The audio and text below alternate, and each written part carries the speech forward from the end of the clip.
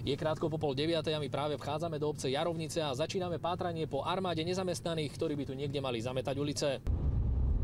V obci sme nikoho nenašli a tak sme sa vybrali priamo do osady. Čakali sme, že bude žiariť čistotou, opak bol však pravdou. Videl si dnes niekoho s metlou? Nie.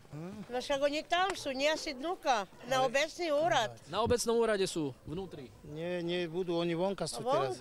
Ani pred obecným úradom, ako vidíte, sme nikoho nenašli a tak sa ideme starostu pýtať, kde sa podeli aktivační pracovníci.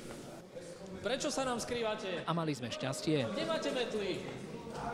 Kde máte metly? Zametáte dnes niečo? Skupinku asi 10 robotníkov sme našli zohrievať sa na úrade. A doteraz čo ste robili? Že až teraz im dávate metly lopaty? Nie, ja teraz im dávam ono, my ideme sekať chodník. A doteraz čo ste robili? Však teraz máme prestávku. Prestávku ste mali, aha.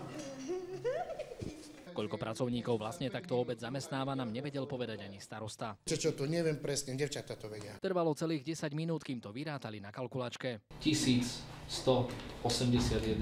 Podľa zmluvy musia títo ľudia denne odpracovať 3 hodiny, no v uliciach sa objavili až po našom pátraní. Určite boli ráno, boli v teréne a pracovali. Boli a pracovali. To my sme hore robili. Hore ste robili. A teraz nie kamerujte do paroma, no. Napokon sme predsa len dostali odpoveď na otázku, prečo sa osada topí v odpadkoch, keď ju všetci denne poctivo upratujú. Tento neporiadok vraj narobili deti počas víkendu. Cez víkend určite. Veď všetci deti sú vonka, sú doma.